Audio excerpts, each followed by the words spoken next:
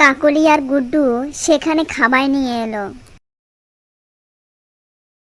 কালু মশাই, আমাদের পিটি দিন দিন অনেক দুর্বল হয়ে যাচ্ছে, আমি ওকে ডাক্তারের কাছে নিয়ে যাচ্ছি, আর তুমি গুড্ডুর খেয়াল রেখো।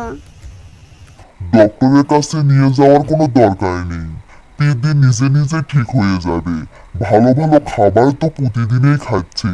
পেটে কাল আমার সাথে গিয়ে আম খেয়েছিল না? বলো তো পেটে। হ্যাঁ মা, আমি তো আম খেয়েছিলাম, আর আমাকে ডক্টরের কাছে নিয়ে যেতে হবে না।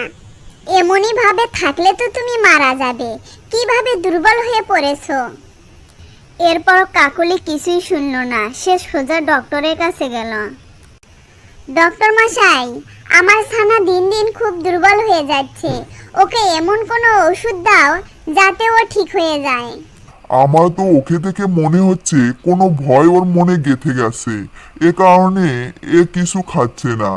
আপনি এই ওষুধটা নিয়ে যান, এটা পান করালে এর অনেক বেশি ক্ষুধা লাগবে আর সব কিছু খেতে চাইবে।